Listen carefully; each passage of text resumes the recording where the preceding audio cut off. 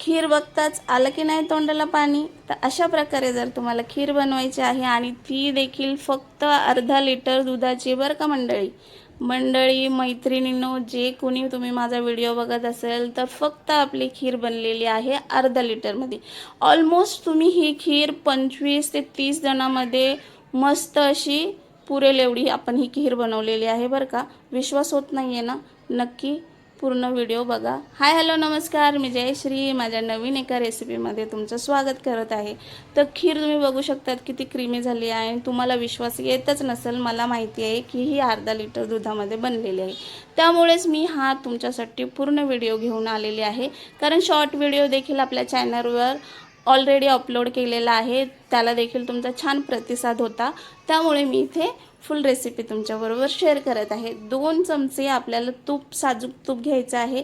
त्याच्यामध्ये अर्धा तास छान असे भिजवलेले तांदूळ ॲड करायचे आहेत आणि मस्त असे खरपूस आपल्याला सुटसुटीत होईपर्यंत त्याला परतून घ्यायचे आहेत. व्यवस्थित परतून घ्या, कारण नंतर हे आपल्याला मिक्सरच्या भांड्याला थोडेसे दरदरीत वाटून घ्यायचे आहेत. त्यामुळे इथे छानपैकी खरपूस आपले तांदूळ भाजून घ्या. मला माहिती आहे की तुम्हाला वाटत असेल की अर्धा लिटरमध्ये खीर, एवढी खीर कशी बनेल, पण विश्वास ठेवा, ही अर्धा लिटर दुधाचीच खीर आहे. आणि एक वेळेस माझी रेसिपी पूर्ण वॉच करा, कुठेच स्किप न करता, बरं का. त्यानंतरच तुम्हाला कळेल की आपल्या खीरची ॲक्च्युअल प्रोसेस काय आहे. ड्रायफ्रूट तुम्ही तुमच्या आवडीनुसार कमी जास्त किंवा वेगळे देखील घेऊ शकतात. इथे मी काजू, बदाम, पिस्ता, मनुके एवढे घेतलेले आहेत. थोडंसं आपल्याला इथे साजूक तूप घ्यायचं आहे. तूप देखील तुम्ही तुमच्या आवडीनुसार कमी जास्त करू शकता. तर इथे मी 2 चमचे साजूक तूप घेतलेलं आहे. तुपाची रेसिपी देखील आपल्या चॅनलवर असणार आहे, तर प्लीज ती रेसिपी देखील वॉच करा आणि तुमचा फीडबॅक माझ्याबरोबर शेअर करा.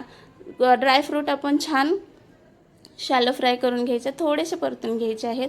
बघा इथे छान दुधाला उकळी आलेली आहे.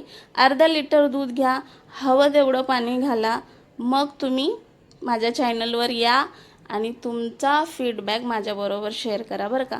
बघा आपण अगोदर छानपैकी आपले तांदूळ बघा कसे मस्त खरपूस भाजून घेतलेले आहेत. जास्त ब्राऊन वगैरे करायचे नाही, पण सुटसुटीत होईल एवढी काळजी घ्यायची आहे.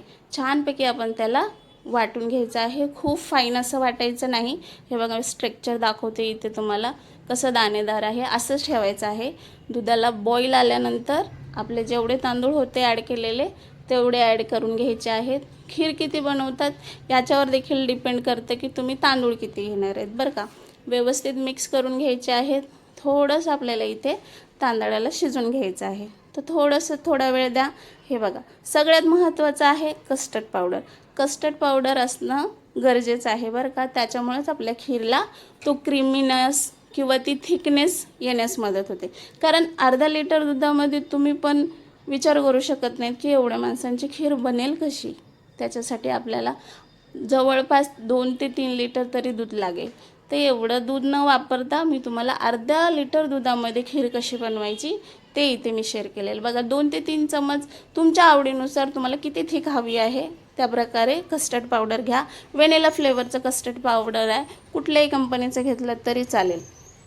मस्त दुधाला उकळी आल्यानंतर कस्टर्ड पावडर आपल्याला तिथे ॲड करायचं आहे. अशा प्रकारे ढवळत राहा, कारण खाली ते लागणार नाही. थोडंसं चिमूटभर इथे मीठ नक्की ॲड करा. कुठलाही गोड पदार्थ असो त्याच्यामध्ये मीठ ॲड करणं गरजेचं आहे. आणि सगळ्यात महत्त्वाचं कंडेन्स मिल्क आहे, बरं का.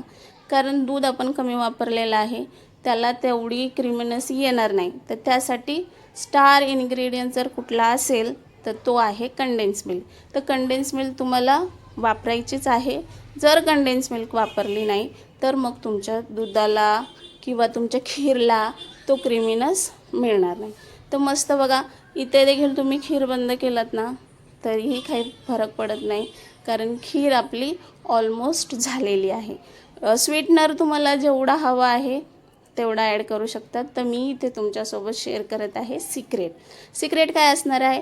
कॅरेमल करायचं आहे आपल्याला आणि आपली खीरचा देखील टेस्ट हा कॅरेमलसारखाच लागतो, बरं का. तर अशा प्रकारे आपल्याला थोडीशी साखर ॲड करायची आहे कॅरेमल बनवण्यासाठी. तर मी कसं बनवते हे तुमच्यासोबत इथे शेअर करत आहे. अशा प्रकारे तुम्ही एक वेळेस खीर नक्की ट्राय करा. तुमच्या खीरचा जो अनुभव आहे ना तो तुम्ही नक्की चेंज झालेला बघाल आणि अशा प्रकारेच तुम्ही खीर नेहमी बनवाल. तर थोडंसं इथं आपल्याला साखर ॲड करायची आहे.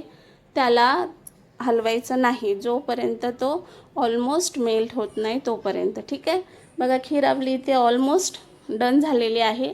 थिकनेस तुम्ही बघू शकतात, त्याची क्रीमीनेस बघू शकतात, किती छान दिसते. तुम्हाला बघताच कळत असेल, सांगण्याची काही गरज नाही. तर थोडंसं असं शिजू द्या. आता बघा कॅरेमल आपली इथे होत आलेले आहे, तर तुम्ही इथे बघू शकतात. तर बघा कॅरेमल अशा प्रकारे आपल्याला करून घ्यायचं आहे. जास्त त्याला बर्न होऊ द्यायचं नाही, नाहीतर खीर देखील आपली थोडीशी करवट लागेल बरं का. तर इथे लक्ष ठेवा. आणि कॅरेमल कसं बनवलं आहे ना हे बघा. आणि प्लीज कॅरेमल जेव्हा आपण खीरमध्ये ॲड करतो ना त्यावेळेस काळजी घ्या, कारण तो बाहेर येण्याचे चान्सेस असतात आणि तुम्हाला हार्म होईल. तर हळूहळू सावकाश ते कॅरेमल त्याच्यात ॲड करायचं आहे. आणि तुम्ही बघू शकतात इथे कशी मॅजिक होती. खीरचा रंग देखील मस्त असा क्रीमी येतो, जसं ब्राउनिश असा रंग येतो, व्हाईट रंग राहत नाही.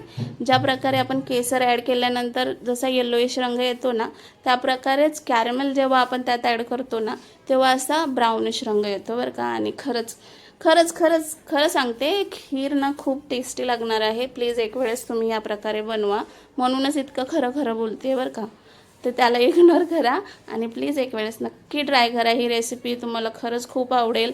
आणि सर्वात नंतर ज्यावेळेस आपण आपली खीर ऑलमोस्ट डन झालेली आहे, आता आपण गॅस बंद करणार आहोत ना त्यावेळेसच वेलची पावडर ॲड करायची आहे. त्याच्या अगोदर करू नका, नाहीतर त्याचा वास देखील येत नाही आणि त्याचा फ्लेवर देखील येत नाही. बघा अगदी पातेलभर आपण इथे खीर बनवलेली आहे.